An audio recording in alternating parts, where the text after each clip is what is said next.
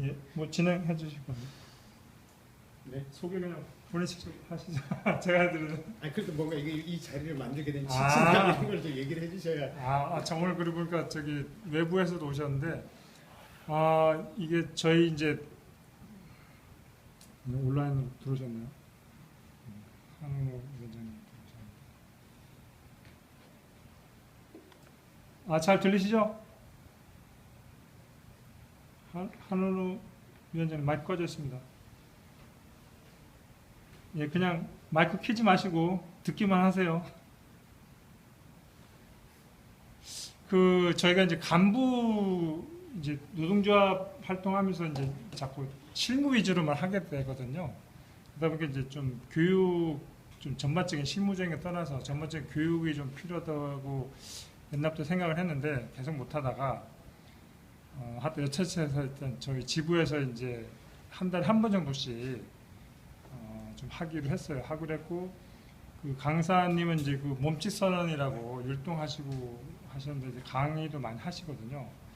제가 이제 좀 이런저런 고민하다가 하여튼 여기 그 박현욱 동지한테 이제 강의를 부탁했고, 한 달에 한 번 정도씩 할 거고요. 하는 김에 좀 뭐 최대한 뭐 본어련이나 이런 분들 좀 모셔갖고 같이 듣고 또 뒤풀이하면서 뭐 좀 이제 그런 뭐 우리 상황 공유도 좀 하고 이런 취지에서 제가 좀 또 요청을 드렸습니다. 하여튼 뭐 와주셔서 감사하고요.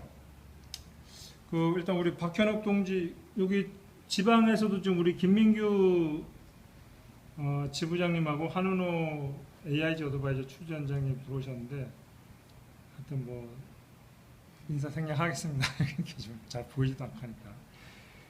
예, 하여튼 그러면 박현욱 동지 뭐 본인 소개 좀 간단하게 하시고 예, 진행해 주시면 좋을 것 같습니다.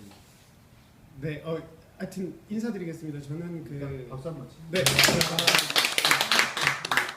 네, 몸짓 선언이라고 말씀을 이제 하셨는데 이제 노동예술단 선언이라는 단체 활동을 해요. 그래서 제목에서도 나오듯이 예술단이니까 그냥 문화단체인데 문화활동도 하지만 사실은 저희가 활동하는 단체가 만들어진 취지 자체가 교육을 중심으로 하면서 문화활동을 하는 걸로 맞춰져가지고 뭔가 이게 뭐야 문화야 예술이야 뭐 교육이야 약간 이렇게 생각하실 수도 있는데 교육활동 뭐 문화선동활동 저희가 이제 현장에 문화회를 조직하거나 무대에서 문화선동 행위를 하는 것도 사실은 우리 노동운동에 있어서의 내용성들을 이제 전달하는 역할이기 때문에 관련된 노동조합 교육 같은 것을 사실 더 많이 해요. 우리 동지들은 이제 주로 무대에서 보니까 이렇게 문선 공연하시는 분들이구나 이렇게 생각도 많이 하시는데 교육 활동을 많이 하고 있습니다. 있는데 이제 이번에 이제 오세준 동지가 여기 지부에 간부 교육 관련돼 가지고 굉장히 오랫동안 제가 한 2번 정도 온 것 같아요 여기. 그러니까 작년부터. 네, 2번 정도 왔는데 고민하시다가 어떻게든 뭐 좀 시작을 해보면 좋지 않겠냐 하면서 점점 찾아가면 좋지 않겠냐 해가지고 하여튼 저는 굉장히 영광스럽게도 어떻게 저한테 좀 이걸 맡기셔가지고 하게 됐습니다. 저는 이름은 박현욱이라고 합니다. 반갑습니다.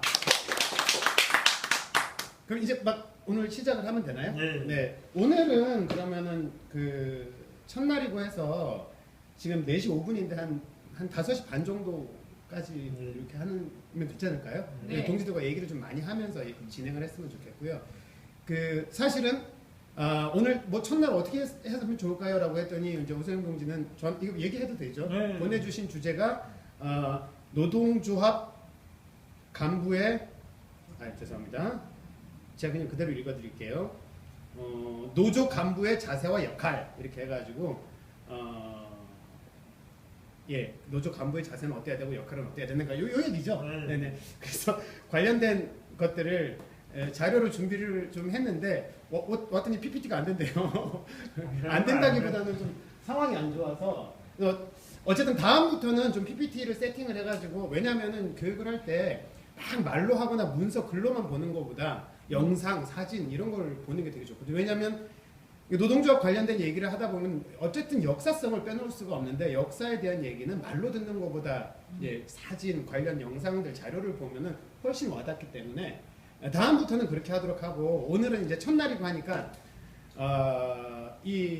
저도 지금 살짝 당황스러운 게 준비된 대로 못하니까 어떻게 해야 될까를 지금 고민하고 있는데 그래도 어쨌든 뭐 좋은 시간 만들어 보도록 하고요.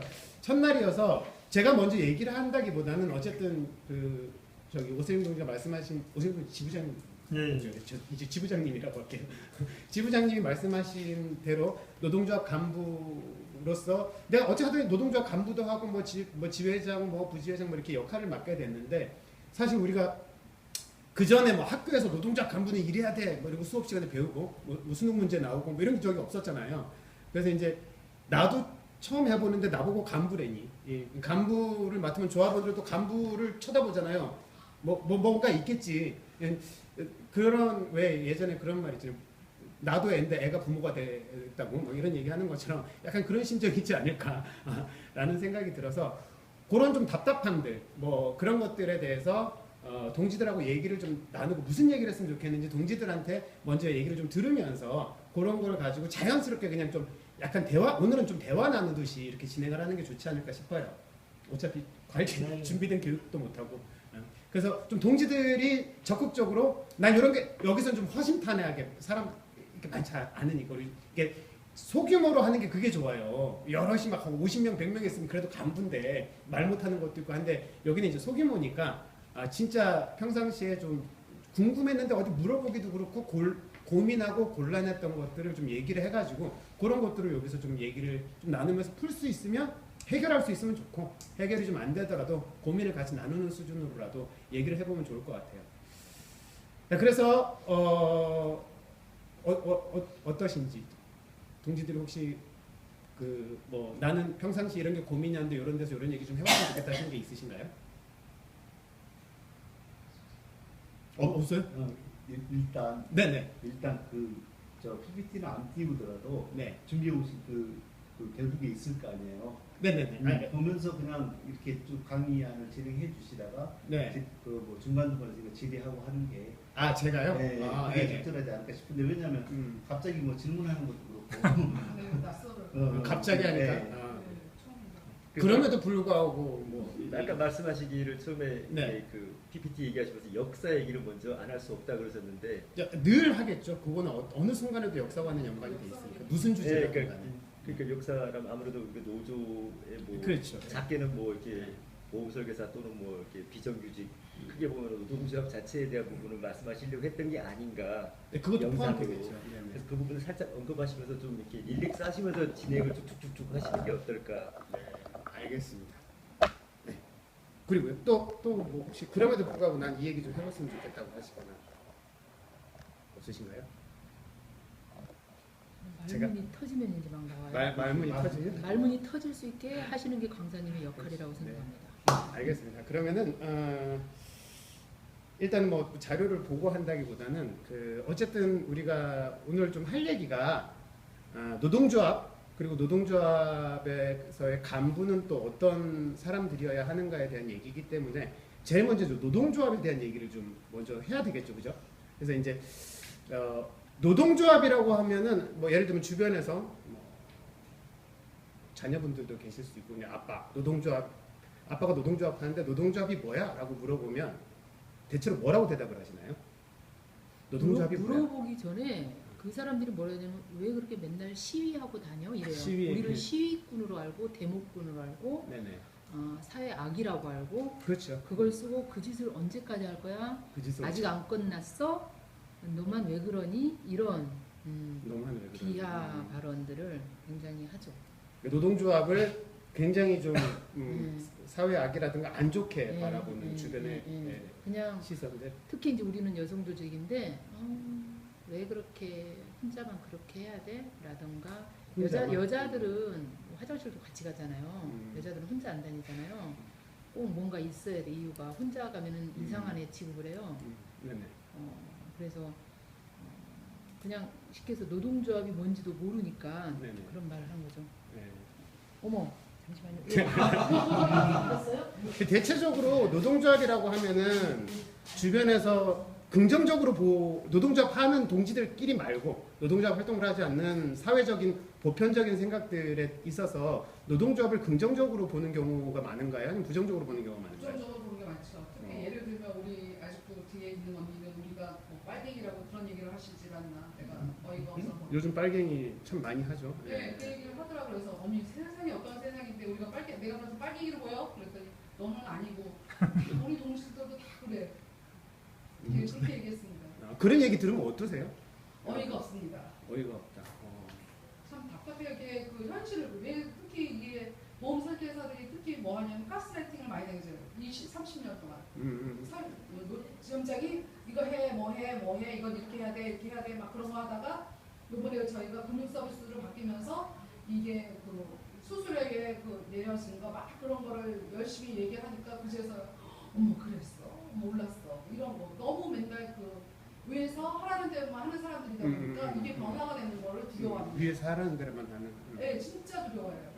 그래가지고 만약 예를 들어 우리가 노조를 가입하면 무슨 세상에 종말처럼 오고 뭐가 잘못해서 얻어맞을 거 같고 뭐가 잘못되는 줄 알고 그래요. 악마시 하는 거죠.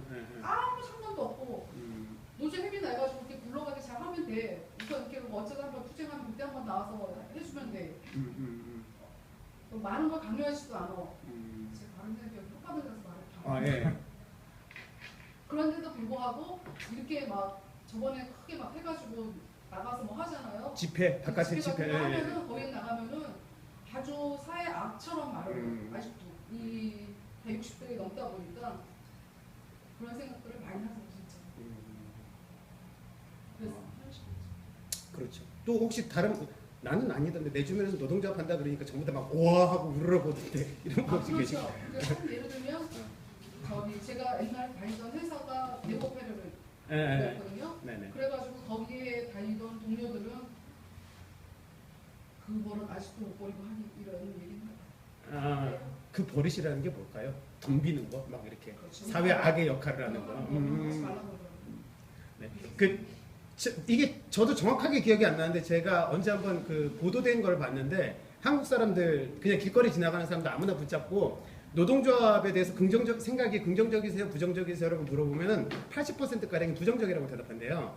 근데 질문을 만약에 당신이 취직을 하는 회사에 노동조합이 있었으면 좋겠어요, 없었으면 좋겠어요 하면 뭐라 그럴까요? 80% 이상이 있었으면 좋겠다고 한대요. 손 안 대고 코 풀고 싶지.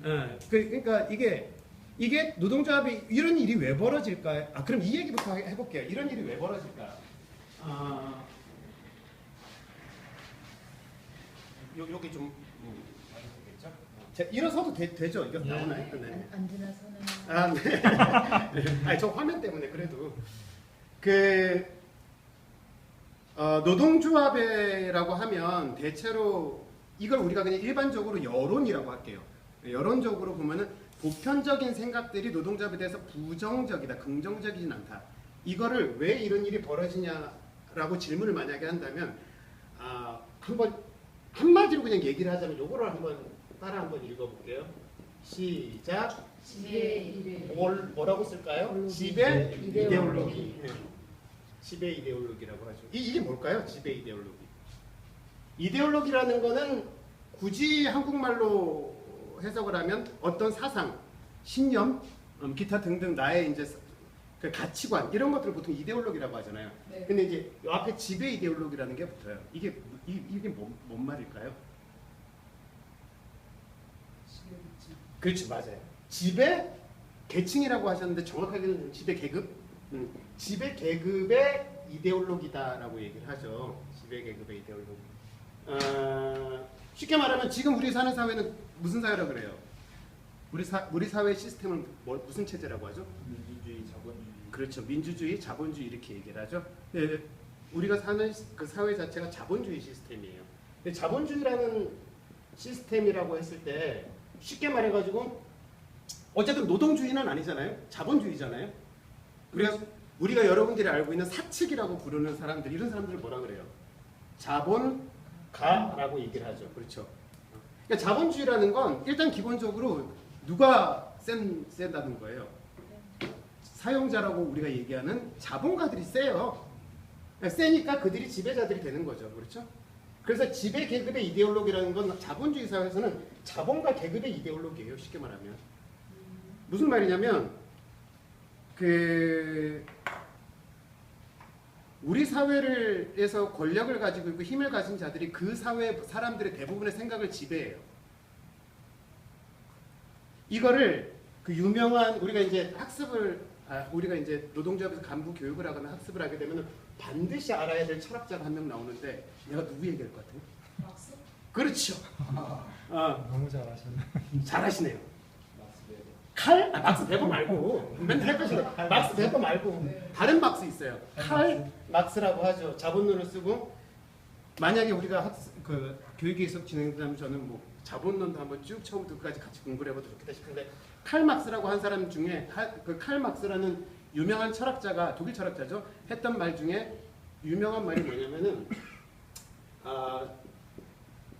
그냥 의역할게요. 제가 빨리 글씨는 대충 보이시죠? 네, 글씨를 예쁘게 잘 쓰지는 못해요.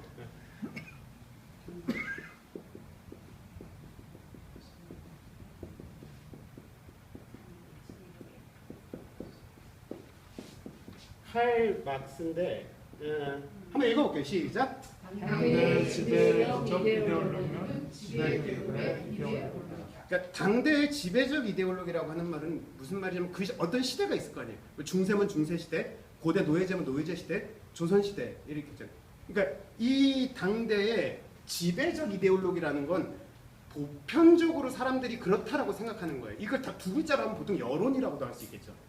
길 지나가다가 사람들한테 너 이거에 대해서 어떻게 생각해 하면은 한 7, 80%는 대충 비슷하게 얘기를 한다. 이게 맞다라고 얘기를 한다라는 거예요. 그래서 그게 당대의 지배적 이데올로기, 쉽게 말하면 다 그 사회에 보편적으로 생각하는 사람들의 이데올로기는 사실은 그 사람들의 이데올로기가 아니라 지배 계급의 이데올로기다라는 말을 칼막스가 해요. 무슨 말이냐면 자기 생각이 아니라는 거죠. 이상하게도 노동조합을 욕하는데 그 사람이 노동자예요. 아까 얘기했던 것처럼 노동조합 싫어, 아우 죽겠어 막 이러는 사람들이 나는 노동조합 있는 사업장에서 일하고 싶어. 어느 게 진심일 것 같아요? 사실 후자가 진심이죠. 그럼 전자는 뭐예요? 전자는 이거예요. 자기 생각이 아니라 그렇게 생각받도록 아주 어렸을 때부터 강요된 거예요. 왜냐? 이 사회를 지배하는 게 자본가들이기 때문에.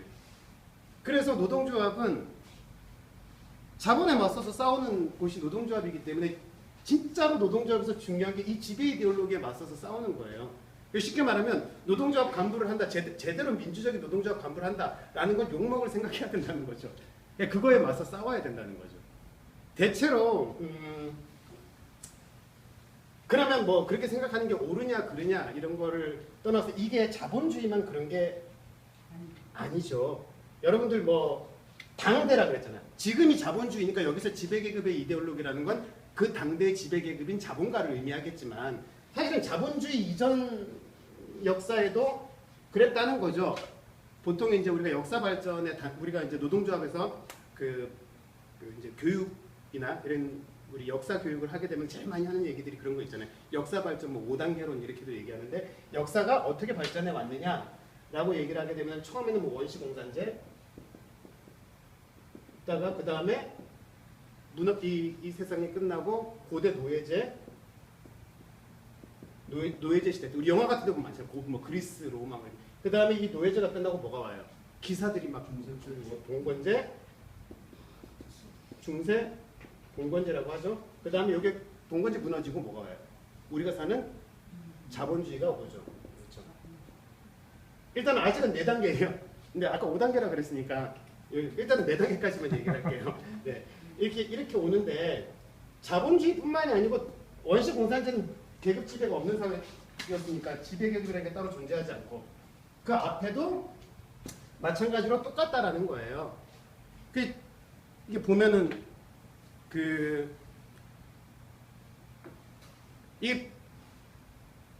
제가 예전에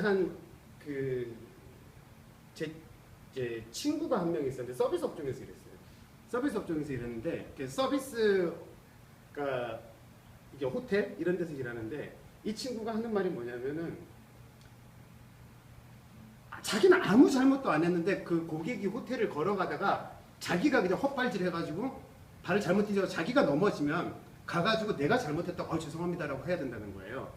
뭔 죄송한 일을 뭐가 했는데 그래도 무조건 죄송하다고 해야 된대요. 우리가 이 호텔 관리를 잘못해서 복도 관리를 잘못해서 넘어지게 해서 정말 죄송합니다라고 얘기해야 됩니다. 처음에 그렇게 훈련을 받는데 처음에는 술 마시면서 그 친구가 한탄하듯이 얘기한 거라서 처음에는 아이 뭔 소리야 그냥 형식적으로 하는 거래요. 처음에는 뭘 죄송하게 하나도 안 죄송하대. 네가 잘못해서 넘어진 건데 이거를 5년 동안 반복을 하면 진짜 죄송해진대.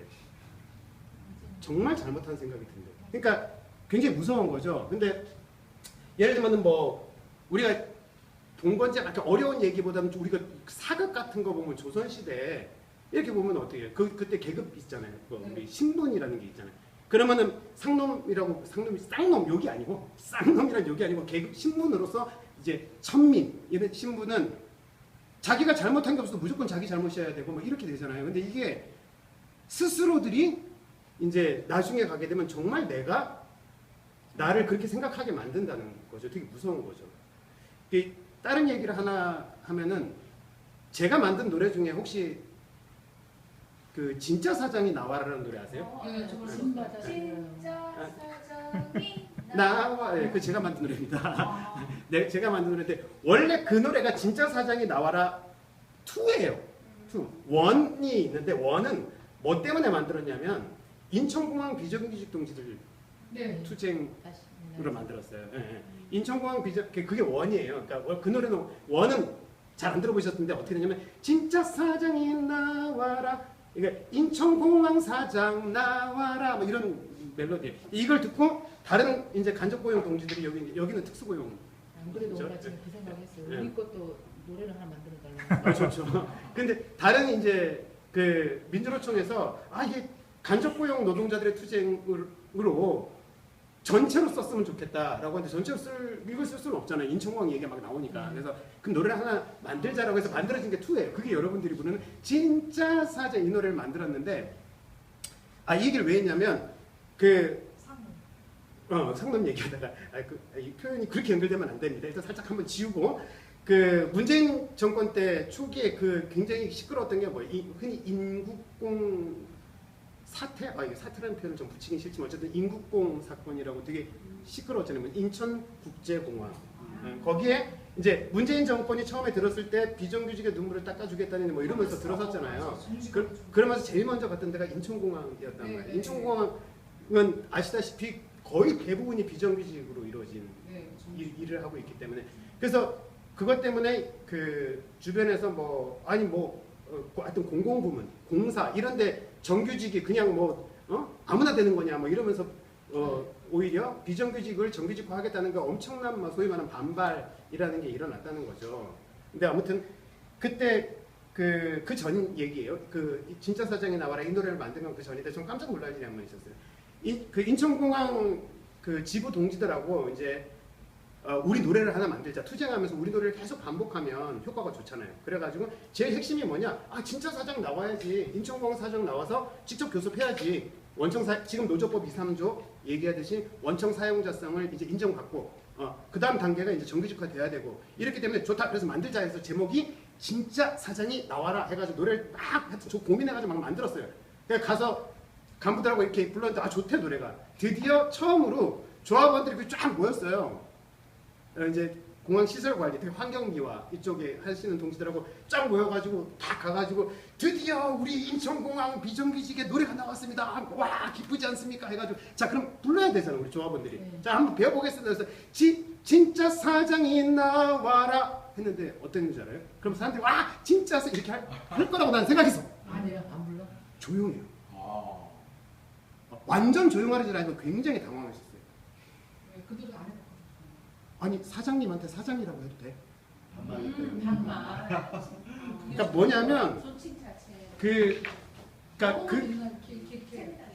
이게 뭐냐면 저도 몰랐는데 이 녹화가 되고 있는데 이 특정 사업장 얘기를 해도 되나 모르겠네. 그분들한테 안 괜찮을 수 있어서 아무튼 여러분도 아시겠지만 인천공항이 전 세계 이제 1위잖아요. 맨날 봤는데 근데 그 동지들한테 얘기를 들어보면은 관리자 눈에 보이면 안 된대요. 청소를 하다가. 그래서 관리자가 오면은 화장실로 숨는다고 하는데 그 평가가 나온 날 있잖아요. 그 공항 평가를 한대네. 그런 걸 하면은 관리자들이 환경미화 노동자를 눈에 띄지 마라라고 하는 거예요. 그럼 어디가 있냐? 화장실에서 하루 종일 가만히 있는 거예요. 그러니까 뭐냐면 저쪽에서 관리자만 보여도 숨는 거야. 그냥 어떻게 하자고 숨으시던 분이에요. 이걸 잘잘못을 따지는 게 아니고 그런데 사장한테 사장 나오라고 하다니 말이 돼? 입이 안 떨어지는 거예요. 근데 지금은 집회 가면은 이 사장놈 나와 다 해요. 뭐냐면 이제 뭐냐면 이 신분제가 있던 시절에도 사실은 계급이 만들어진 그렇죠. 그 계급 속에서 나 스스로가 이제 내가 사장한테 사장님이라고 하지 않으면 불경한 거 아니야? 이게 이데올로기적인 거죠. 가치관에 위배된다고 생각하는 거예요. 그러니까 이게 있는데 그럼 이 모든 시대에 아까 칼 막스가 얘기했던 것처럼 이 모든 시대에 그 지배 이데올로기라고 하는 부분들이 핵심이 뭐냐면은 항상 고대 노예제 때든 중세 봉건제 때든 그냥 자본주의 사회든 항상 지배 계급과 피지배 계급이 있는데 누가 더 숫자가 많았을 것 같아요? 지배 계급과 피지배 계급. 피지배 계급이 당연히 절대 다수죠. 당연하잖아요. 지금 우리 사회만 봐도 자본가가 많아요, 노동자가 많아요. 노동자. 훨씬 많죠. 그냥 이제 사람들이 의문을 제기해. 뭐라고 의문을 제기하냐면 아니 왜 그 다수가 소수한테 지배를 당해? 여러분들 혹시 그거 기억나세요? 그 2007년도에 그 흔히 말하는 미국발 금융위기라고 해가지고 그 리먼 브라더스 사태, 서브프라임 모기지론 사태라고 해서 아무래도 이쪽도 금융 분야니까 잘 아실 거예요. 그때 뭐 자본주의를 바치고 있는 양대 기둥 중에 하나가 무너졌다라고 할 정도로 심각했던 상황이었는데 그때 이제 그 뉴욕의 월스트리트를 미국의 민중들이 점거 시위를 해가지고 이게 되게 유명해졌어요. 아큐페이션이라고 월가 점거 시위.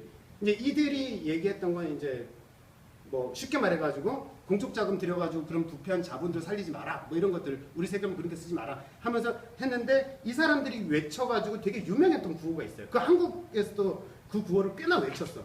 그 월가 시위 2007년도 2008년도에 월가 시위로 유명해진 구호 혹시 기억나시는 분? 한국의 민주노총에서도 외쳤어요. 뭐 있는데. 숫자와 관계가 있어. 힌트 하나 더. 그때 활동을 하셨던 분들은 좀 기억하실 수도 있고. 그때 활동 안 했어. 그래. 숫자와 관련이 있고 하나 더. 아이스크림 30일 아닙니다. 배라? 베스킨 라빈스? 30일 아니에요. 예, 그때 외쳤던 구호가 이거였어요. 자, 외쳐볼게요. 자, 외쳐볼게요. 자, 우리가 99%다. 시작. 우리가 90%다. 이게 무슨 말이에요? 이게 무슨 말이냐면 그렇죠. 대다수 노동자 민중이 99%고 지배자들은 단 1%도 안 된다. 그러면 세상은 누구의 의지대로 움직여야 되느냐? 우리 그렇죠. 99%의 의지와 99%를 위해서 움직여야 되는데 전혀 그렇지가 않다는 거죠. 그래서 세상을 이렇게 바꿔야 된다. 근데 이제 도대체 그러면 왜 99% 그러니까 이 구호를 막 외쳐요. 이 구호를 막 외치는데 외치는 이유는 뿌듯해지라고 외치는 거죠. 우와, 우리가 99%야. 우리가 절대 다수고 우리가 짱이야. 이게 뿌듯해져야 되는데 외치면 외칠수록 막 슬퍼지는 거야. 나는 그러니까 우리가 99%다. 아이씨, 이렇게 되는 거야. 왜 그래요? 근데 우리가 99%인데 왜 못 이겨 1%를? 이게 역사적으로 계속 그래. 99%가 1%를 이기기가 되게 쉽지 않아요. 여러 가지 그걸 1%가 물적 토대를 장악하고 있기 때문에 이렇게 얘기하게 되지만 이렇게 되는데 가장 혹시 99대 1로 싸워보신 분 계세요? 안 싸워봤어요? 내가 99였던 쪽은 내가 99면 좋겠지만 절대 누구도 99대 1로 싸워서 이길 수 없어요. 그게 무슨 마이크 타이슨이 와도 안 돼요. 절대로. 99명은 그냥 9명과도 싸워서 못 이겨요. 아무리 영화에는 황병 100명하고도 싸우지만 그 영화 얘기고 맨주먹으로 붙어가지고 어떻게 한 명이 99명 이겨요. 그러니까 99명이 마음 먹어서 덤비면은 반드시 이 한 명 99대 1에서 99가 이길 수밖에 없어요. 그러니까 아까도 얘기했지만 항상 지배자들은 소수예요. 그럼 그들은 도대체 그 수천 년의 역사 동안 자본주의뿐만이 아니고 노예제부터 봉건제부터 지금까지 어떻게 1%가 99%를 지배할 수 있었을까를 생각해 볼 필요가 있죠. 아까 칼 마르크스가 뭐라고 했다고요? 사실은 방법이 뭐냐면 99%가 1%처럼 생각하게 만들어 버리면 돼요. 그러니까 그 제가 교육할 때 가끔 보여드리는 사진에 그게 있어요. 이제 제가 이거 사실 화장실에서 제 휴대폰으로 찍은 사진인데, 네가 정말 성공하고 싶으면 네가 노동자라도 사장인 것처럼 생각하고 일해라, 이런 것도 있잖아요. 노동자인데 그냥 사장 마인드예요. 실제로 노동자들이, 노동자 민중이. 그래서 되게 자본가들한테 관대하고 노동자들한테는 오히려 되게 스스로들한테는 되게 오히려 뭐라 그럴까, 각박하고 이런 것들이 좀 있는 거죠. 그래서 이거는 역대로 언제나 이데올로기적으로 그들은 지배자들이 지배를 유지하고 그 지배 권력을 존속시키는데 유리하게 이데올로기를 형성하고, 그들이 그러니까 이제 아까 칼막스가 한 말의 뒤를 얘기를 하면, 예를 들면 당대의 지배적 이데올로기는 지배 계급의 이데올로기란 말의 뒤에 뭐라고 써있냐, 이렇게 써있어요. 왜냐하면 그 당대의 물적 토대를 장악한 사람들이 이데올로기 생산 수단도 장악하기 때문이다라고 얘기해요. 이데올로기 생산 수단이라 그러면 딱 떠오르는 데가 뭐가 있겠어요? 대표적으로 학교. 그렇죠. 그리고 군인들. 미디어. 그렇죠. 이런 데를 누가 가지고 있어요? 자본가들이 가지고 있죠. 그러니까 지배계급이 가지고 있잖아요. 그러니까 이 모든 것들을 통해 가지고 한 번도 내가 의심할 수도 없게끔 만들어 놓고 이렇게 이데올로기를 형성하는 거죠. 여기도 한번 여기 하면 될까? 여기 그래서 이런 게 오늘 이 얘기하면 길어지긴 하는데 우리는 어땠을까? 여긴 될 것 같기도 해. 왠지. 제가 뭔가를 하나 선창을 해볼 테니까 그 뒤로 후창을 한번 해보세요. 될까? 자, 뭐가 있을까? 동창이 밝았느냐? 누구지? 봐봐. 소치는 아이는? 상계안이 일어나느냐? 아. 제노모 살인범은 언제 가려 하느니? 봐요. 궁금한 점이시구나. 자, 제가 이 얘기를 왜 했을 것 같아요? 자, 지금 봐요. 동창이 밝았느냐 했을 때 노고질이 우지진다가 나오는데 얼마나 걸렸어요, 시간이? 한 0.1초? 물어볼게요. 아버님 생신이 언제예요? 하나. 몰라, 아예? 내가 태어날 때 아버지가 없어서. 죄송합니다. 잘못 찍었네. 그러면은 혹시 어머님 생신이 언제신지? 관심이 없어요. 저기는 불효녀예요. 엄마가 계시는데도 몰라. 죄송합니다. 네. 우리 엄마 생일 알아요? 언제? 3월 2일. 네, 알겠습니다. 제가 왜 얘기했냐면 혹시 방금 동창이 밝았느냐 했을 때 노고질이 우지진다 이 말을 내 입 밖으로 꺼내 보신 적 있으세요? 없죠. 얼마 만에 꺼내 보신 거예요? 학교 때 빼고 우리들은요, 저기 애들 키울 때 안 일어나면 그 얘기했어요. 그래요? 어떠셨어요? 다른 분은 어떠셨어요? 이 얘기를 내 입 밖으로. 저도요. 그럼 얼마만 빨리 여기서 밝히세요. 한 40년. 그렇지. 20년. 희한하게 봐요. 여러분도 40년 전에 뭐 했던 거 기억해서 떠올릴 수 있어요? 아니요. 이상하게 40년 동안 단 한 번도 입 밖으로 꺼내기는커녕 머릿속으로 별로 떠올려 보지도 않은 것이 지금 바로 나와요. 동창이 밝았느냐 노고지를. 또 하나 더 해볼까요? 이 몸이 죽고 죽어. 골백번이지. 500번이지? 비슷하죠? 백골이 진토되어. 넋이라도 있고. 제나무가 왜 나와? 자, 미명한 일편단심 가실 길이 있어요. 있어요. 이 얘기를 왜 했냐면 잘하셨네. 예를 들면 이거 모른다고 여러분도 집 뭐 생활하는데 문제 있어요? 전혀 없어요. 전혀 없고 이거 몰라서 나는 생활하는 게 곤란하거나 그런 게 전혀 없음에도 불구하고 뭔지 모르겠는데 입에서 나와요. 머릿속으로 떠올려 보지 않아도. 그 뭐냐면 각인시키는 거예요. 그러니까 지배 이데올로기는 머리에 심는 게 아니고 뼈에 새긴다 그래요. 그러니까 내가 의심조차 한 번도 머릿속으로 의심조차 할 수 없게끔 만드는 거죠. 누르면 자동으로 나오게. 뭐냐? 노조하고 꾹 누르면 이 새끼들 빨갱이 나오게 만들어 버려요, 그냥.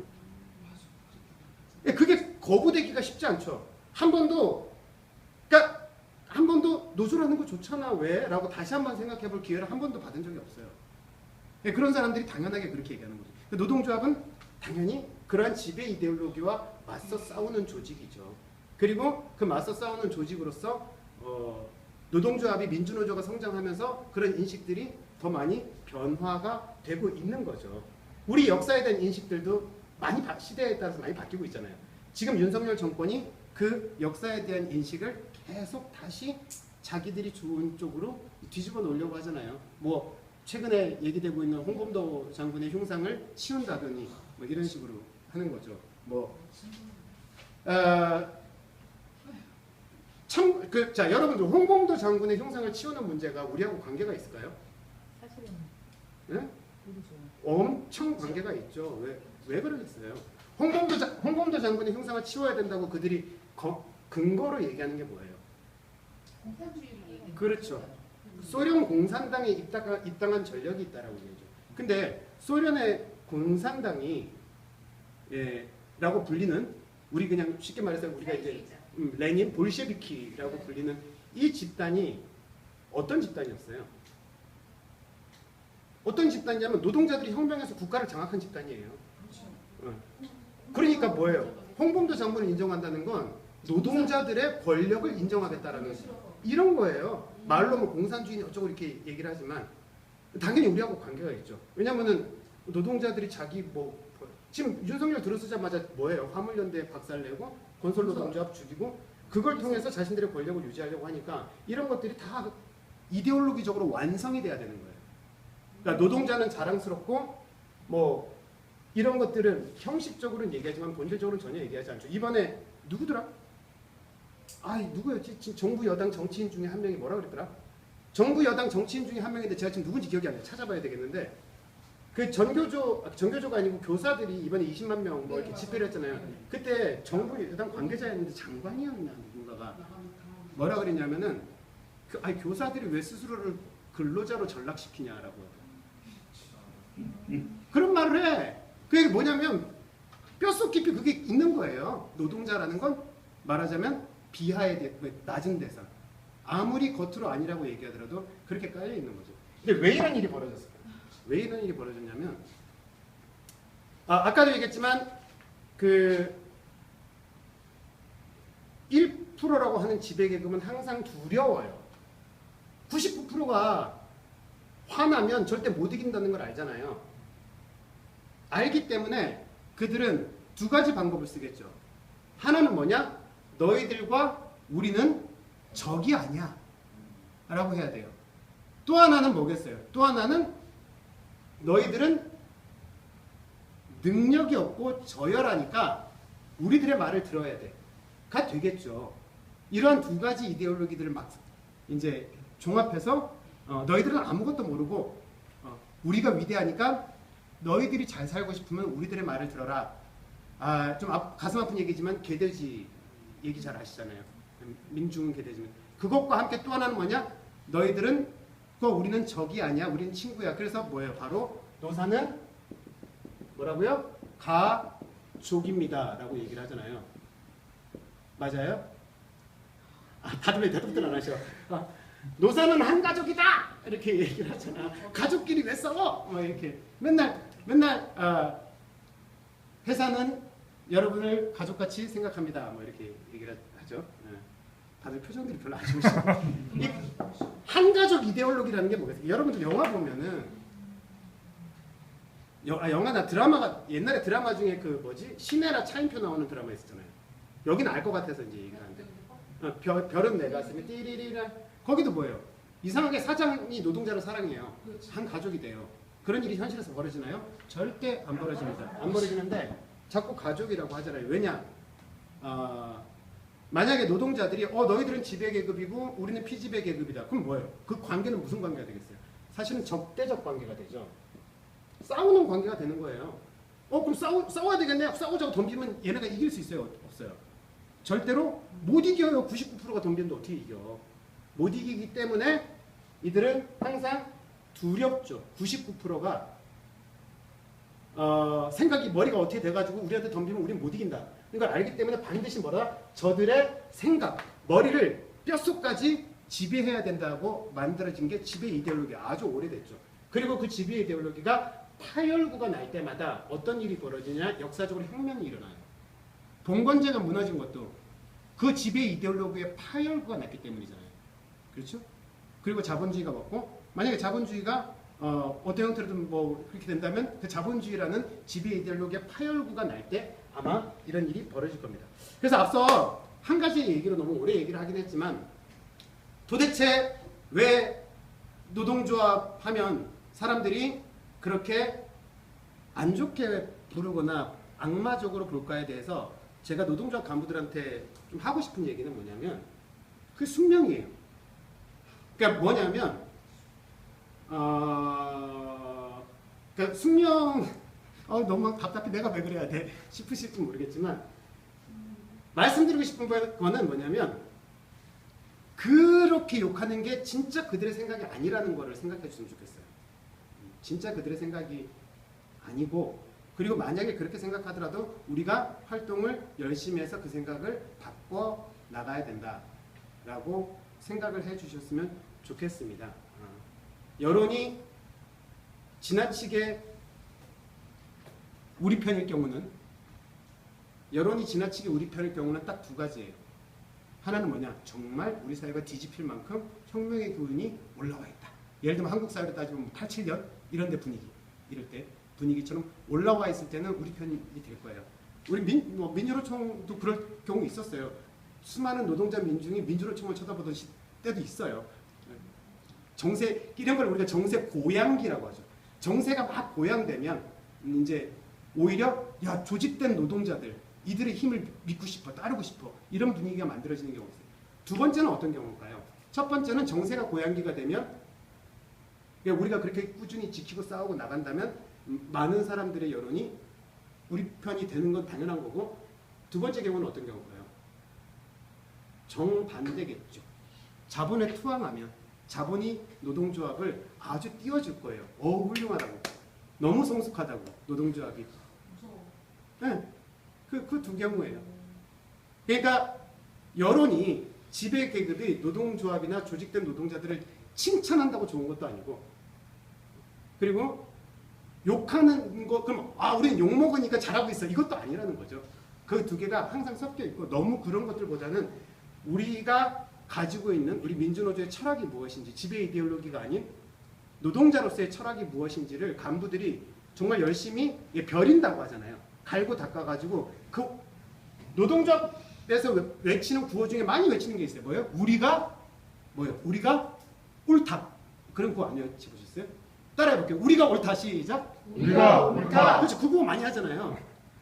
왜냐하면 자본가들은 예를 들면 노조법 2, 3조 뭐 이렇게 얘기를 하면은 안 돼. 노동자들 파업하면은 자본가들도 대항권이 있어야지. 그 대항권이 뭐야? 손배 이런 거 때려야지. 노동자들만 좋은 거 다 하냐? 니네는 파업할 권리 있고 자본가도 아무 권리 없잖아. 이게 옳아요, 틀려요? 이 말 틀렸다고 얘기해야죠. 우리가 옳다라고 얘기를 해야죠. 그리고 근데 지금도 보면은 우리가 옳은가요라고 물었을 때 말이 툭 안 나와요. 이게 툭 나올 정도가 돼야 그 이데올로기에 맞서서 싸울 수 있다는 거죠. 이게 쉽지 않은 거죠. 아무튼 그렇습니다. 아까 말씀하신 것처럼 누가 욕먹고 싶겠어요. 욕먹고 싶겠지만 그럼에도 불구하고 욕먹고 싶은 사람 아무도 없겠지만 그럼에도 불구하고 노동조합을 한다면 바로 그러한 많은 사람들이 보편적으로 생각하는 거에 맞서서 싸워나가는 사람이다라는 생각도 했으면 좋겠고 그리고 우리 조합원들은 어떻겠어요? 우리 조합원들도 똑같아요. 우리 조합원들도 나가면 노동조합으로 규정성이 별로 없잖아요. 근데 나가면 자본주의 질서 안에서 그냥 모든 게 그렇게 나한테 들어와요. 뉴스, TV 뭐 다 본단 말이에요. 노동조합 간부 말 듣는 시간보다 집에 가서 자본이 만들어낸 뉴스를 듣는 우익 유튜버들이니 뭐 이런 것들이 훨씬 많이 접해요. 그러니까 노동조합 간부는 뭐냐? 바로 그런 조합원들과 이렇게 나쁜 의미가 아니고 좋은 의미로 그런 조합원들과 또 싸우는 사람들이기도 한 거죠. 싸운다는 게 막 멱살 잡고 싸우는 게 아니고 조합원들이 어떻게 하면 그런 생각이 아니라 노동조합적인 생각을 가지게 할 것이냐. 그렇게 조직화해내는 역할을 노동조합 간부들이 반드시 해야 되는 거죠. 그러려면 나부터 자신 있게 얘기를 해야 되죠. 요거에 대한 얘기는 요 정도로 정리해도 될까요? 오늘 말 나온 김에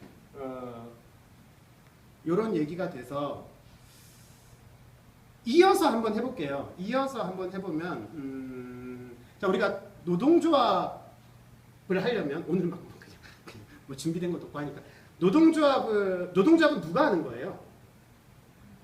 노동조합은 노동자가 하는 거죠. 그렇죠? 자, 노동조합의 개념적 정의가 뭘까요? 노동조합의 개념적 정의를 보면 한번 찾아볼게요.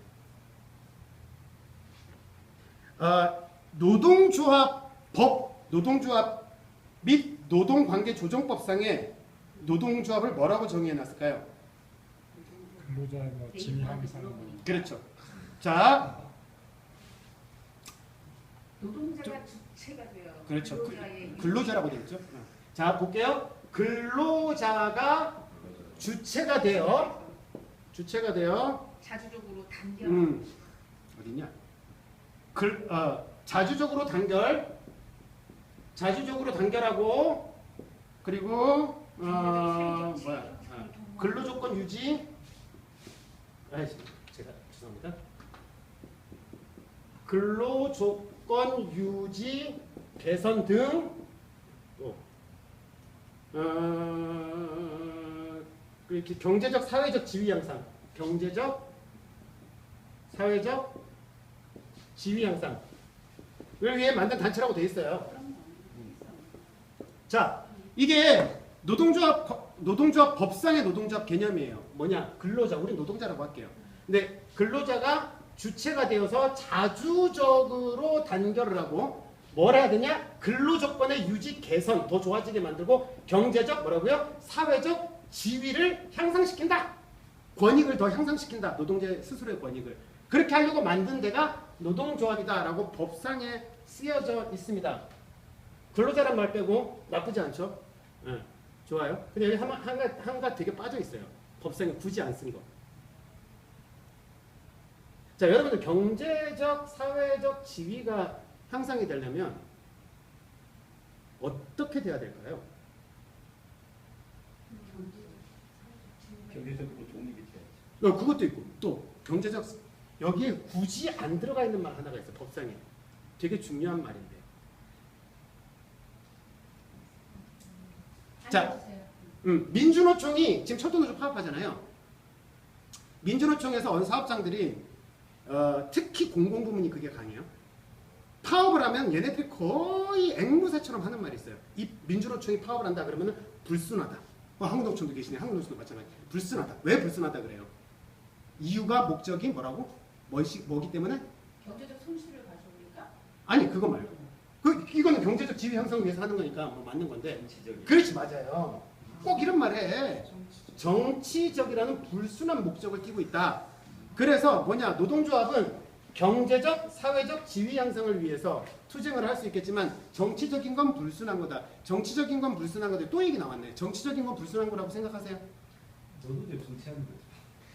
맞아요. 모든 게 정치입니다. 노동자 근데 자 여러분 우리 어렸을 때부터 그런 거 기억 안 나세요? 살얼이랐다. 청산의 살얼이랐다. 머리랑 다녀. 근데 무슨 고문학 전공하신 분이 바로바로 나오시네요. 이게 뭐냐면 우리는 아주 어렸을 때부터 정치하는 거는 대체로 좋다 나쁘다? 정치 종교 이야기하지 마라. 하지 말라 그러고 정치인들이라고 하면 이미지가 좋다 나쁘다? 나쁘다. 근데 이것도 재미죠. 야 그러면 정치하는 사람들이 대체로 지배계급 아니야? 아까 얘기한 대로 따지면 지배계급 자기 이미지 좋게 해야지. 왜 그랬을까요? 실제로 우리는 어렸을 때부터 정치하는 건 별로 좋지 않게 얘기를 해요. 그리고 아까 얘기했던 것처럼 안빈낙도 뭐 이러면서 정치로부터 거리를 둔 사람을 위대한 성인이라고 얘기를 해요. 초야에 붙여서. 왜 그랬을까요? 이것도 지배 이데올로기일까? 맞아요. 자기는 전체 맞아요. 나쁜 거니까 니네는 하지 마. 우리만 해야 돼. 이건 거지. 그러니까 왜냐하면 사람들이 정치적으로 관심을 많이 가지게 되면 정치적으로 권력을 지배 권력을 가지고 있는 사람들은 좋을까요, 나쁠까요? 곤란해. 그러니까 봐요. 정치인들이 입만 열면 욕먹을 소리 하잖아요. 제정신이야 싶은 소리들 많이 하잖아요.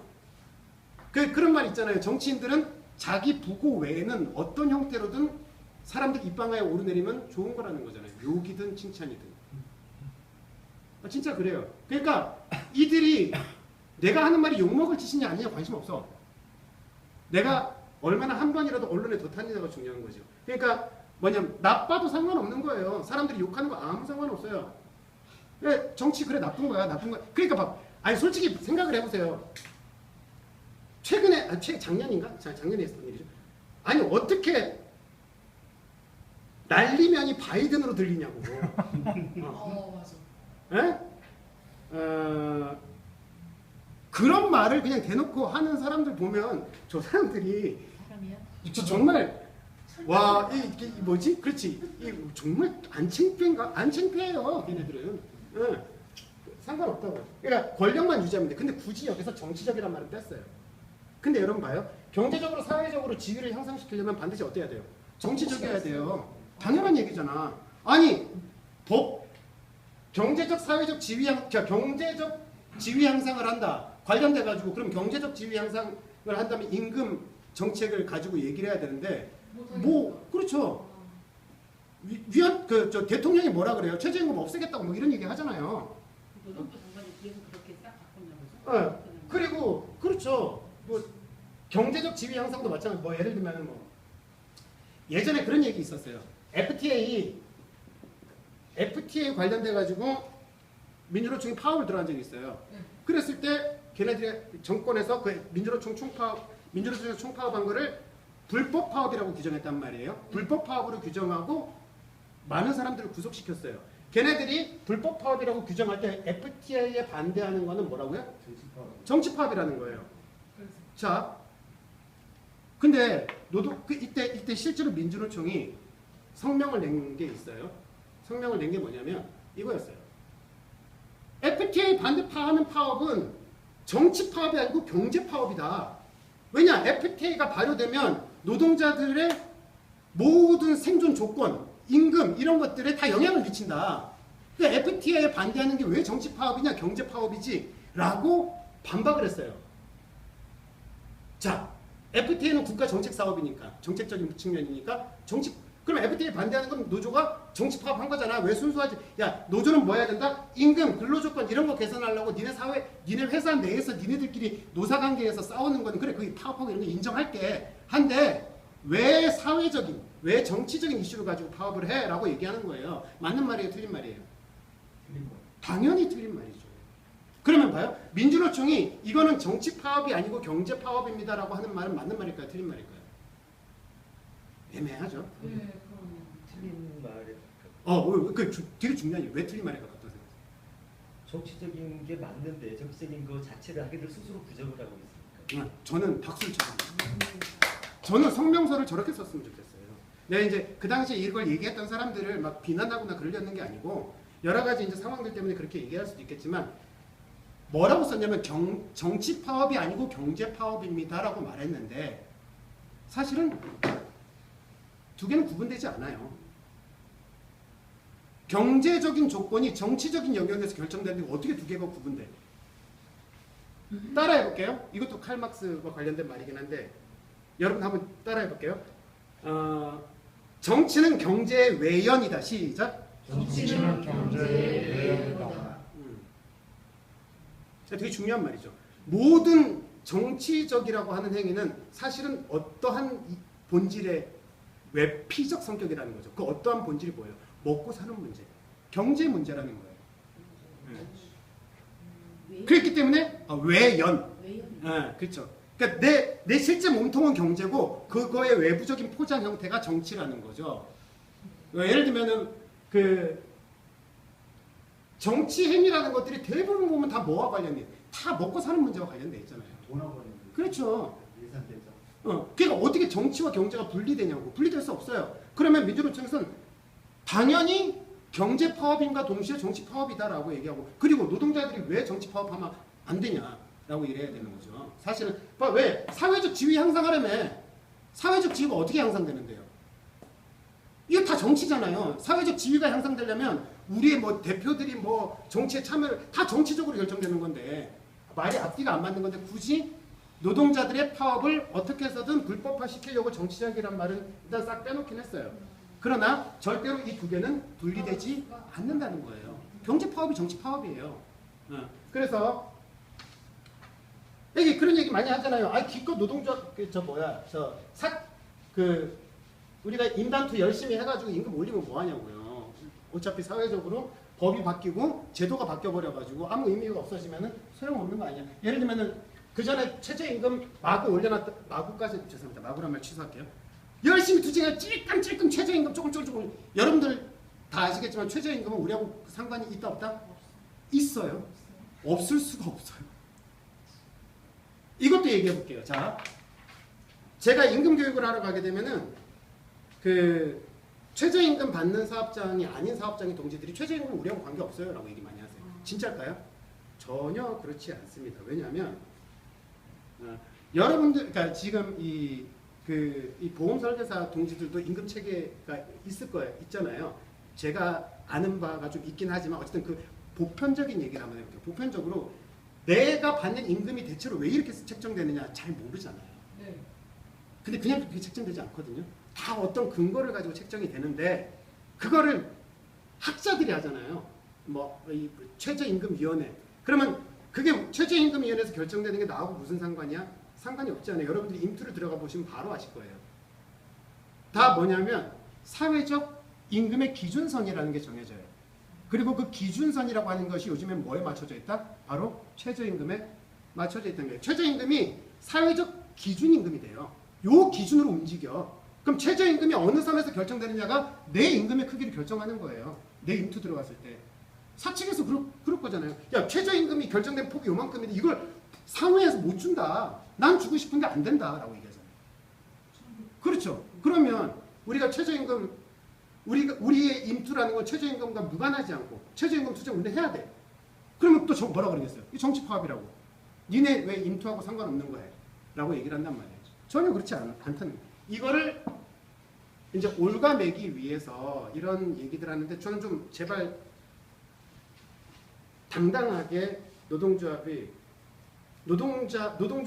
노동자들의 사회적 권익을 향상시키는 것이고 그렇기 때문에 그건 너무나 당연히 정치적입니다. 노동조합은 매우 정치적인 조직이다 라고 주장을 하고 우리 하는 파업은 정치 파업이다. 그리고 실제로 노동조합 파업 중에 최상위 수준의 파업이 정치 파업이죠. 진짜. 그러니까 어쨌든 그렇습니다. 얘기를 하다가 이쪽으로 새긴 샜는데 아무튼 노동조합은 법령상으로는 그렇게 돼 있다라는 거예요. 자, 그러면 우리 간부들은 노동조합을 그냥 한마디로 얘기하라 그러면 뭐라고 얘기하면 될까요? 아까 법령상에도 그렇게 나와 있지만 그냥 일단 제가 별로 좋아하는 스타일은 아니지만 가장 짧게 한 줄 정리로 딱 정리를 한다. 지부장님 뭐라고 정리했어요? 노동조합은? 힘들죠. 뭐 여러 가지 길게 얘기할 수도 있는데 그냥 굳이 딱 함축적으로 한 문장으로 정리하라고 그러면은 저는 그냥 나눕니다. 이렇게 한번 정리해 볼게요. 이익단체. 그것도 맞죠.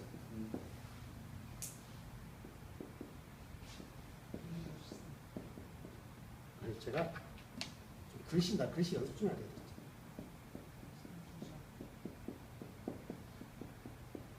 자, 한번 읽어볼게요. 시작. 노동자의 자주적 계급이란 말 썼는데 저는 그냥 노동자 계급의 자주적 결사체라고. 결사체가 뭔지 알죠? 우리 스스로들이 같이 말하자면 하나로 결의결사하자라고 모여서 만든 단체예요. 결사체고 그리고 뭐라고요? 노동자 계급의 자주적 결사체. 노동자들 스스로가 자주적으로 결의결사해서 만든 조직이 노동조합이죠. 자, 그래서 그런 얘기들 많이 하잖아요. 우리 간부들 중에는 이제 현장에서 이제 올라오신 분들 중에 단협 사항에 따라 가지고 내가 현장에서 일하다가 이제 위원장이 되거나 뭐 지회장이 되신 분들도 있고 또 채용 상근자들도 있잖아요. 채용 상근자들이 노동조합 들어가면 진짜 많이 하는 얘기가 야, 난 노동운동 하려고 노동조합 왔는데 이게 내가 노동조합에 노동운동 하려고 온 건지 기획사에 취직하러 온 건지 모르겠단 말이에요. 해야 될 사무들이 업무들이 많고 이렇게 하니까 그런 농담들도 하시는데 노동조합 간부들이 조합원들을 생각할 때 되게 답답해하는 것 중에 하나가 뭐냐면 조합원들이 노동조합 간부를 여기가 보험이어서 딱 적절할 것 같은데 보험회사 직원처럼 생각한다. 그런 적 없으세요? 아주 많이 보여요. 아주 많죠. 그러니까 혜택 받으러. 제가 얼마 전에 모 노동조합 동지들하고 이제 조합비 내고 부려보고 그렇지. 얼마 전에 모 노동조합의 이거 조심스러워. 진짜 그 특정 노동조합 얘기가 나올까봐. 근데 모 노동조합의 이제 그 활동가 동지들하고 이런 그 교육하는 자리에서 봤는데 문건이 하나 막 보더라고요. 그래서 문건에 보니까 뭐냐면 조합원들의 수를 늘려야 된다라는 거예요. 그걸 위해서 노동조합이 어떻게 할 것이냐인데 거기 뭐라고 쓰는지 아세요? 제목에 이따만하게 조합원 유치 실무 가이드. 조합원 뭐라고요? 유치. 그래서 야 여기 노동조합에서는 조합원들을 유치하는다고 생각해. 뭐냐면 우리 좀 안타까운 얘기지만은 이제 회원 가입시키는 것처럼 보험회사에 왜요? 이상해요? 유치하네요. 야. 하여튼 아까 제가 지배 이데올로기 얘기를 했지만 사실은 우리가 노동조합에서 이제 그 지배 이데올로기에 맞서려면 사실은 단어 하나도 더 신경 써야 된다고 생각을 해요. 유치라고 하니까 그러니까 진짜 노동조합이 뭐예요? 보험회사 같잖아요. 간부들이 가입만 해줘.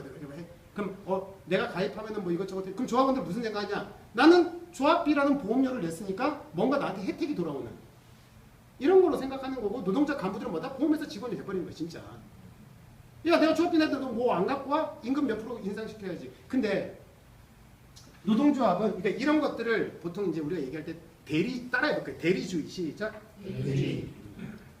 대리주의라는 건 노동조합 조합원들이 뭔가를 하는 게 아니고 간부들이 대신 뭔가 다 해주는 거라고 생각하는 거죠. 그래서 제가 선동교육도 많이 하는데 선동교육 하면서 절대로 하지 말라는 말이 몇 가지가 있어요. 조합원 동지들은 우리 지도부를 믿고 맡겨주시면 반드시 임투승리로 보답하겠습니다. 라고 이런 말 혹시 해보신 적 있어요? 뭐가 나쁜 말이에요? 믿고 맡겨주시면 좋은 말 같은데. 수동적으로. 맞아요. 너네는 할 거 없어. 우리만 믿고 따라와. 우리가 해줄게. 다 되는 거죠. 절대 조합원들한테 해줄게라는 방식의 선동은 하지 말라고 얘기를 말씀드려요. 그럼 뭐라고 해요? 참여해 주시면. 같이 싸웁시다. 우리가 앞에 설 테니까 여러분들이 싸우셔야 됩니다. 같이 싸워야 됩니다라고 얘기를 해야 되는 거죠. 대신 해주는 데가 아니고 뭐예요? 그게 결사체잖아요. 결사체. 노동조합 간부는 대신 해주는 사람이 아니고 조합원을 유치하는 사람도 아니고 조직하는 사람이죠. 조직한다는 건 뭐냐? 내가 해줄 테니까 들어만 와가 아니라 우리 같이 싸우자. 같이 싸워서 우리의 삶을 바꿔보자. 그리고 그럼 간부는 뭔데요? 내가 너보다 좀 앞장서 있을게. 이렇게 되는 거잖아요. 잘나서 앞장서는 게 아니고 그런 거 같이 실천하는 것. 그러니까 뭐 위원장이 지회장이 전지전능하여 나만 믿으면 내가 교섭에서 다 따올게. 기다려. 가만히 있어. 움직이지 마. 니들은 이렇게 하는 게 아니라는 거죠. 조합원들은 근데 간부들은 우리 조합원들은 안 움직여요. 그냥 목만 매달고 야 니 무슨 집회에 귀찮아 죽게 피곤해. 그냥 교섭 가서 어떻게 잘해봐 니가.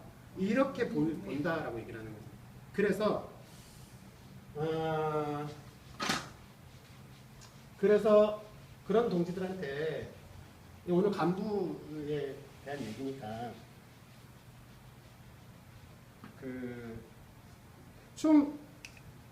조금 어려운 얘기일 수도 있긴 하지만 노동조합의 간부는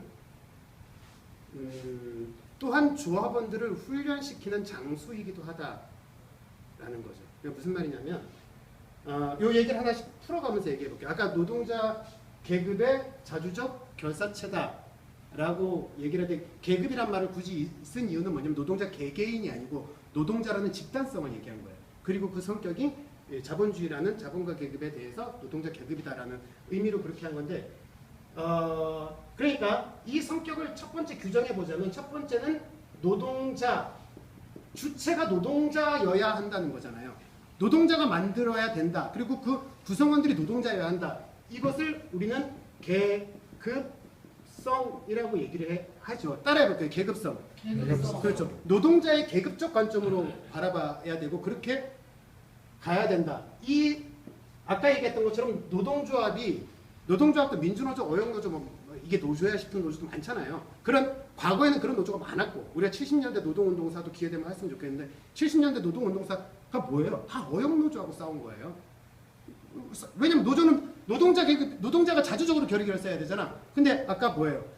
이 70년대 이럴 때는 노동자가 만든 노동조합이 아니에요. 사장이 만든 거예요.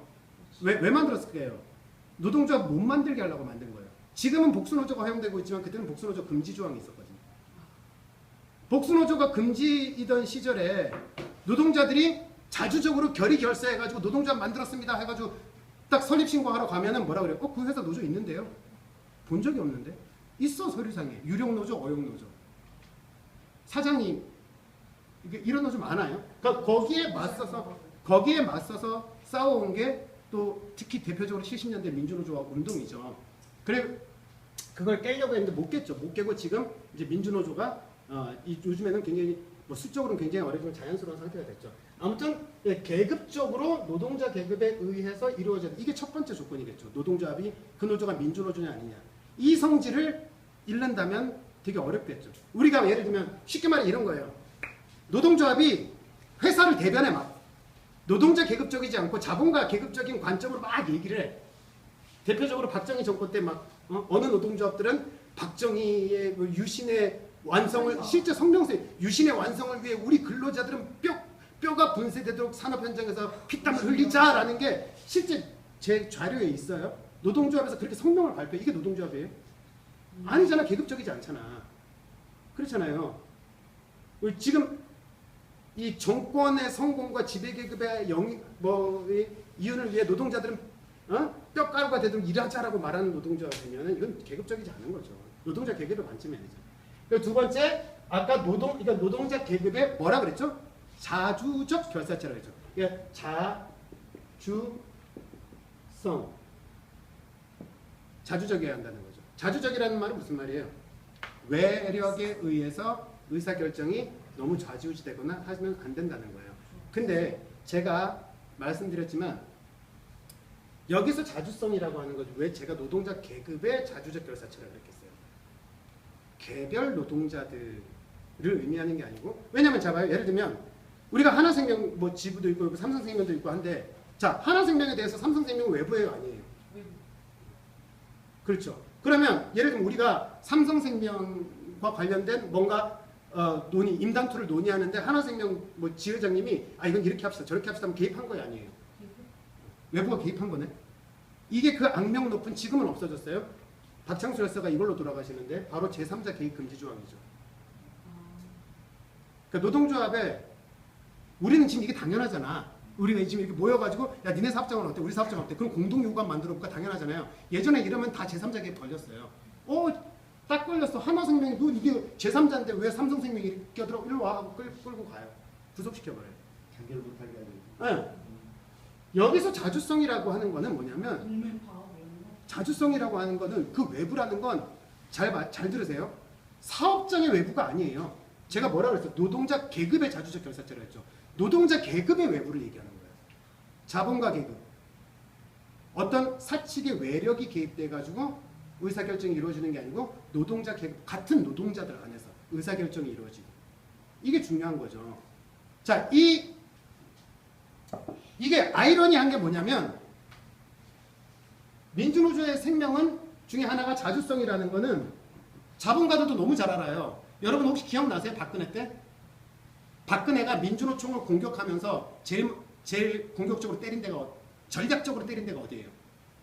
지금 윤석열이 화물연대 때리고 건설노조 전략적으로 때리고 있잖아요. 박근혜 때 어디를 가장 전략적으로 때렸을까요? 실제로 그것 때문에 좀 아픔을 많이 겪었죠? 기억나시는지. 박근혜가 정권 차원에서 니네는 노조 아니야, 일명 노조 아님을 통보한 데가 있어요. 공무원 노조 아니고 두 군데예요. 공무원 노조도 맞아요. 맞는데 아니 금속노조는 그럴 건데가 걔네가 별로 없죠. 공무원 노조하고 정규조가 똑같은 조건이었는데 제가 얘기해버렸네. 똑같은 조건이었는데 뭐 이거 개별 사업장 얘기니까 좀 하긴 그렇지만 어쨌든 공무원 노조는 좀 그걸 받아들이면서 이렇게 법내에 있었고 정교조는 거부를 했죠. 근데 그 박근혜가 전교조 알죠? 지금 교사들 투쟁하고 있는데 전교조에 대해서 니네는 노조가 아니야. 노조 아님 통보를 했어요. 그게 무슨 의미인지 아세요? 자, 이거부터 얘기를 한번 해볼게요. 노조 아님을 통보하는 순간 그 전교조는 소위 무슨 노조가 된다? 그렇지. 방금 얘기한 것처럼 불법 노조가 된다라는 개념인데 이제 여기는 노동조합 간부 동지들이시니까 이런 개념 없습니다. 이런 개념은 불법 노조라는 개념은 존재한다 안 한다? 노동조합 간부의 입에서는 절대 불법 노조라는 말은 나오면 안 돼요. 이건 자본가들도 요새 잘 안 써요.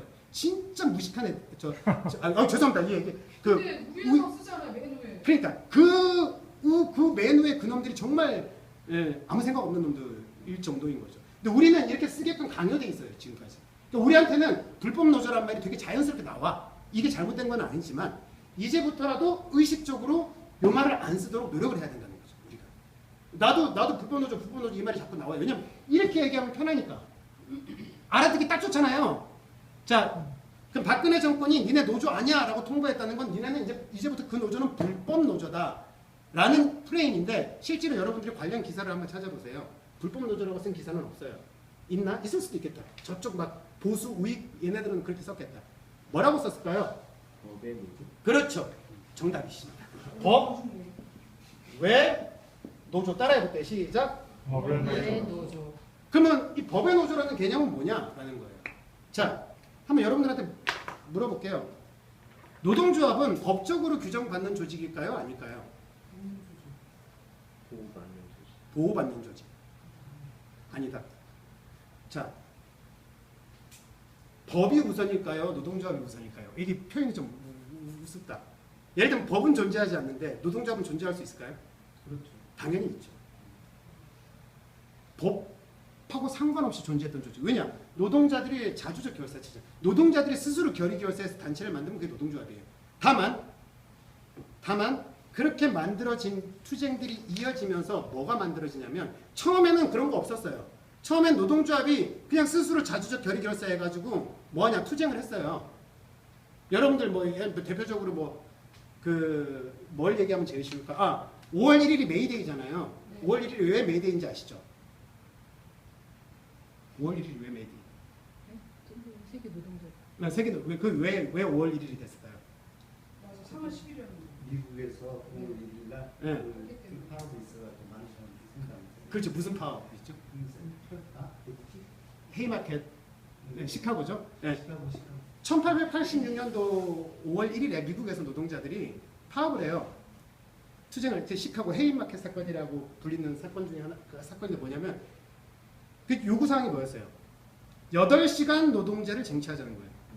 그전에는 뭐였다? 부분적으로 10시간 뭐 이런 게 있긴 했었지만 기본적으로 16시간, 14시간 쉽게 말하면 자본가들이 시키는 대로 일했어요. 애들도 다 일해야 돼요. 그러니까 이래가지고는 살 수가 없다. 노동시간을 정하자라고 해가지고 그럼 이거 어떻게 해야 되느냐?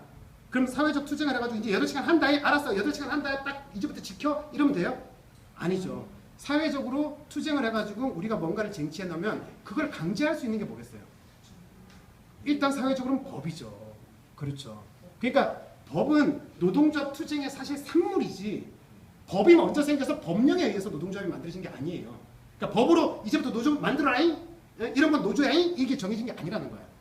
사실은 그렇죠. 법이라는 건 노동자들이 스스로 결의결사해서 노동조합이 만들어지고 그 투쟁의 결과물로서 법이 만들어진 거지.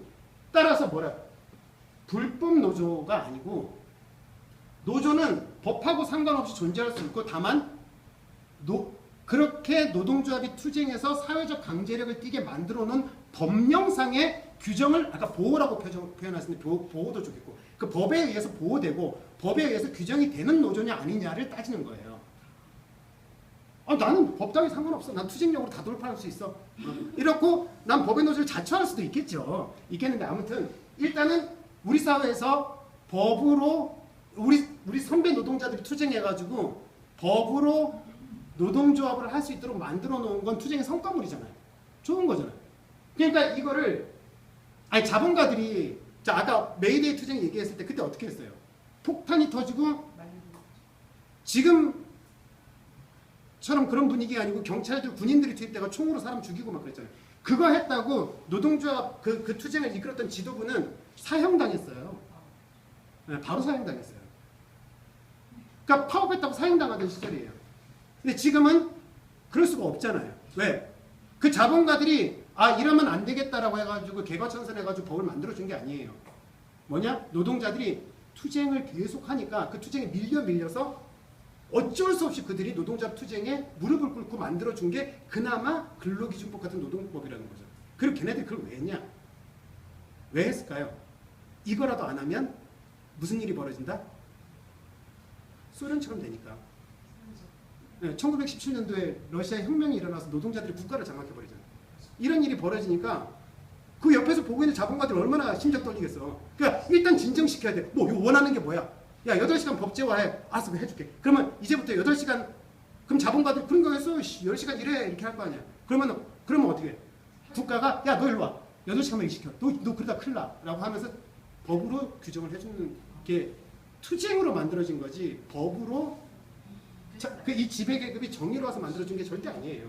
그래서 아무튼 이 얘기가 또 길어졌는데 그러면 이때 정교조를 법에 넣어줘. 노조 아님을 통보하는데 근거가 있을 거 아니에요. 네. 얘네들도 그냥 막 얘기 하진 않을 거 아니에요. 근데 이거 되게 웃겨.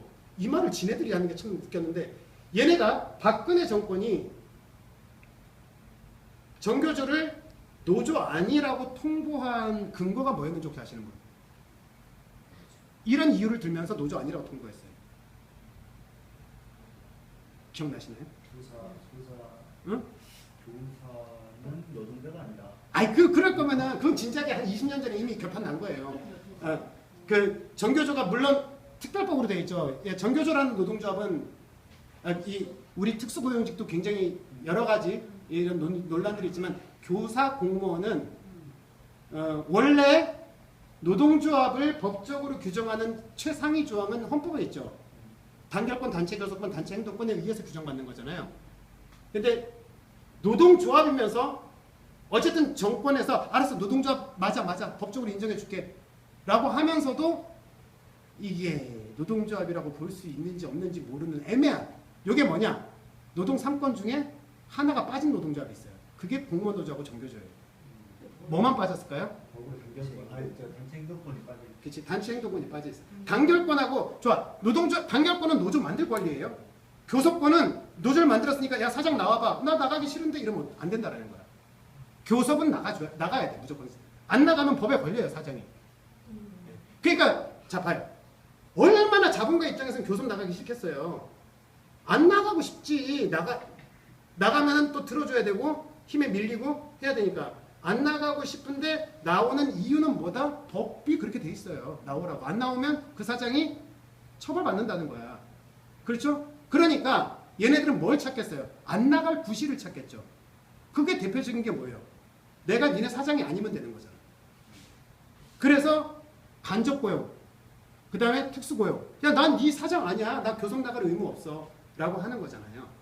걔네들은 그렇게 법적으로 이제 빠져나갈 방법들을 찾는 건데 아무튼 정교조 행동권이 없어요? 정교조는 단체 행동권 없어요. 파업 못해요. 그러니까 교육법에 규정이 돼 있어요. 규정이 돼 있어요. 행동권이 없게. 규정이 돼 있어요. 파업 못해요. 법 바뀌기 전에 이제 파업을 하는 순간 불법 파업이 되죠. 군인도 마찬가지. 네. 공무원도 마찬가지. 그러니까 웃긴 게 노동 3권은 하나가 빠지면 의미가 없죠. 이 세 개가 맞물려 돌아가는 건데 노동 2권까지는 이권까지는 줄게. 단결권, 단체 교섭권 중에 단체 행동을 못해라고 하는 거죠. 그러니까 정교조가 집회를 하는 거는 파업으로 집회를 하는 게 아니고 뭐예요? 연가 투쟁이라고 해요.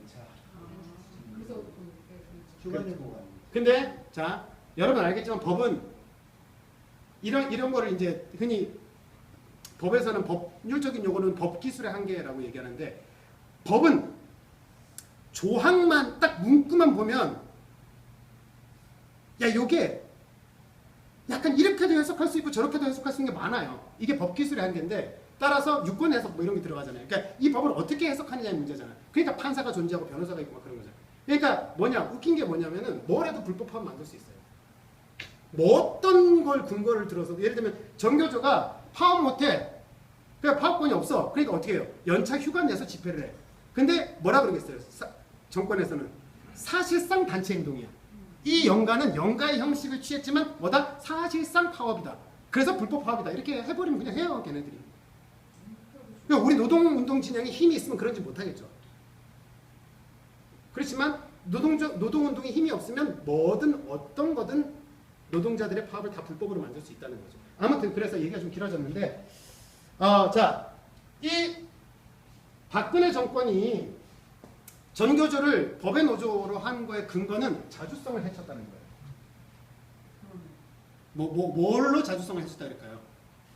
바로 사실 이거는 노동계약과 관련돼 가지고 노동계약과 자본과 정권 간에 굉장히 민감하고 중요한 사항이에요. 뭐였죠? 뭐 때문에 했죠? 지금 기억나시죠? 이게 안 나는 바로 해고자 조합원. 정교조가 해직교사, 다시 말해서 해고자를 조합원 범위에 두고 있다. 이게 무슨 말이에요? 해고자는 노동자도 아니다? 아니다. 가슴 아프죠? 조금 이따 해고자도 당연히 노동자라는 얘기를 제가 하고 싶은데 오늘 시간이 안 될 것 같긴 한데 사측에서 봤을 때 해고자는 해고자잖아. 교사 아니잖아. 이제 잘렸잖아. 노동자도 아니고. 근데 전교조의 그 해고된 교사가 조합원이었어요. 그런데 그러니까 뭐냐? 공무원 노조도 해고자가 많았어요. 당연히 전교조든 공무원 노조든 법으로 공무원 노조 만들고 전교조 만들으라고 해서 생긴 노조일까요? 아닙니다.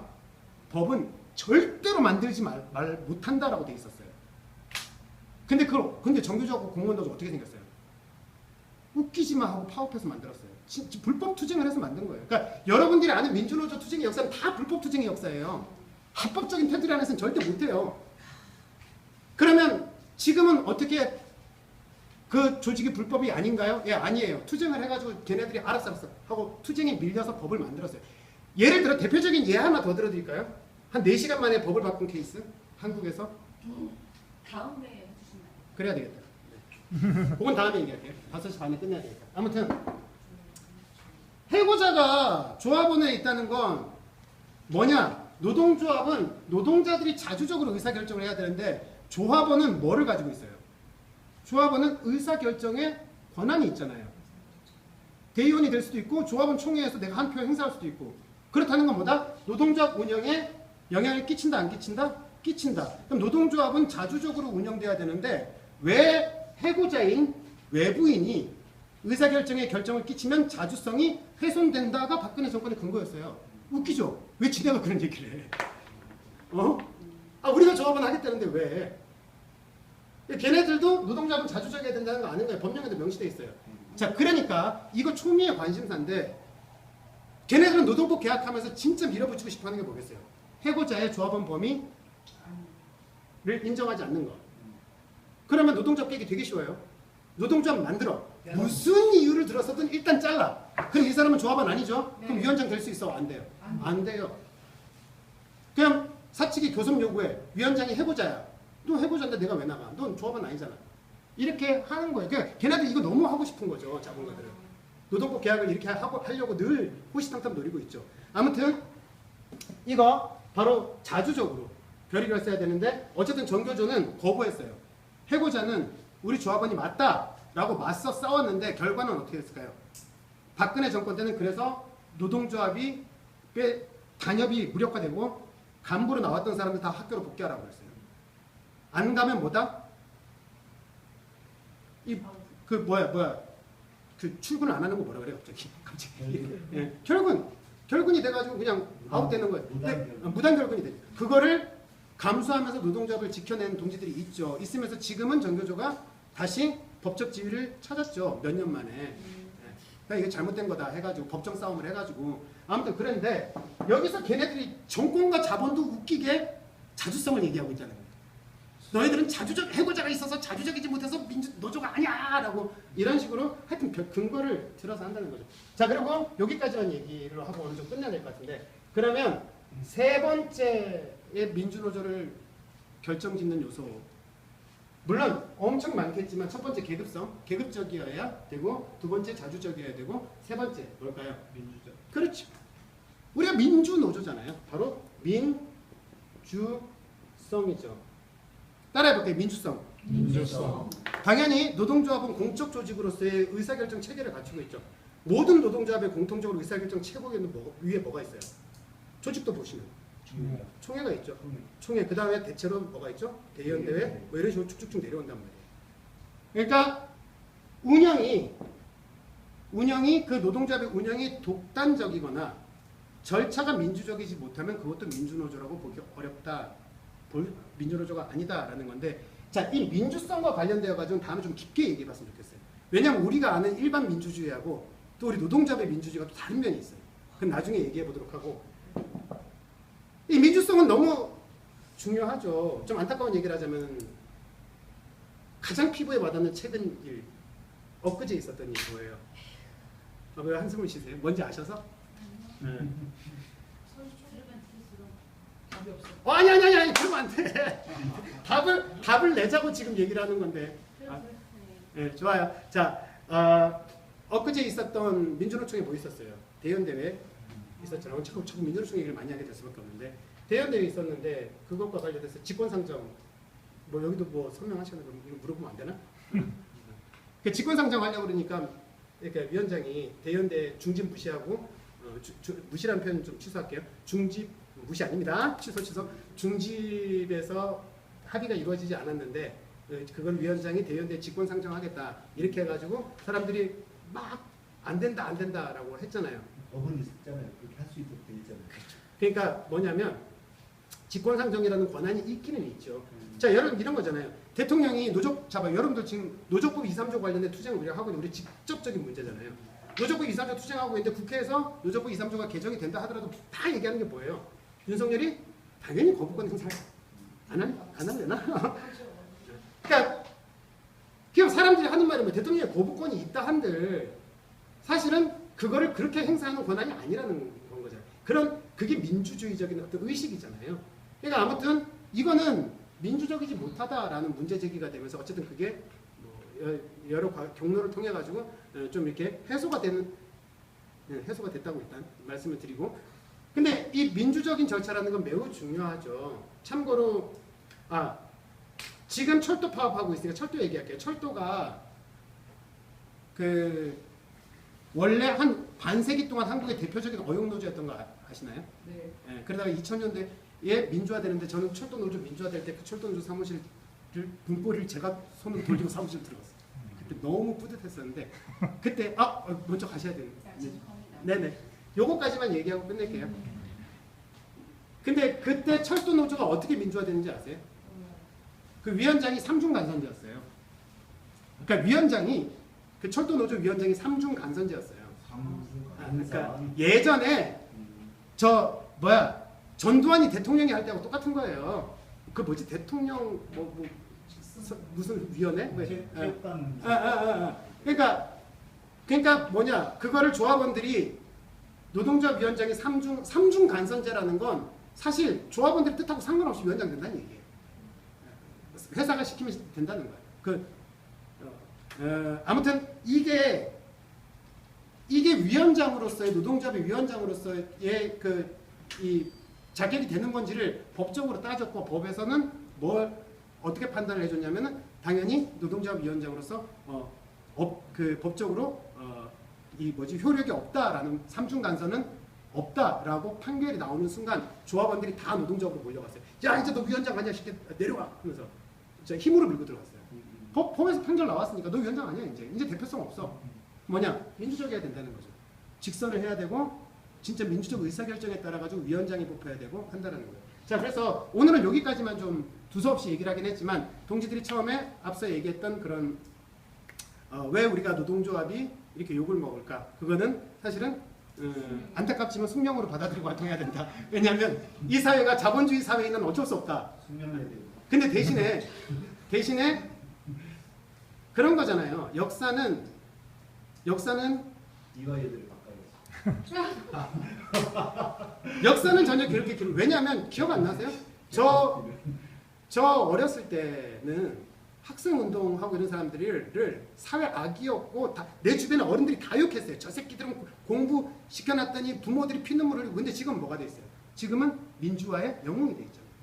그런 것처럼 지금 여론이 우리를 욕한다는 거에 너무 마음은 좀 아프시겠지만 너무 구애받지 않아도 우리가 옳다는 믿음이 더 중요하다는 말씀을 드리겠고, 그 다음에 그와 연동돼 가지고 노동조합이라는 것이 무엇이고 노동조합의 민주노조를 규정짓는 성격이 무엇인가, 원래 간부의 자세 이런 것들을 얘기를 해야 되는데 된다면 요걸 근거로 다음에 그 얘기로 좀 넘어가 봤으면 좋겠습니다. 여기까지만 얘기할게요. 네. 네, 감사합니다.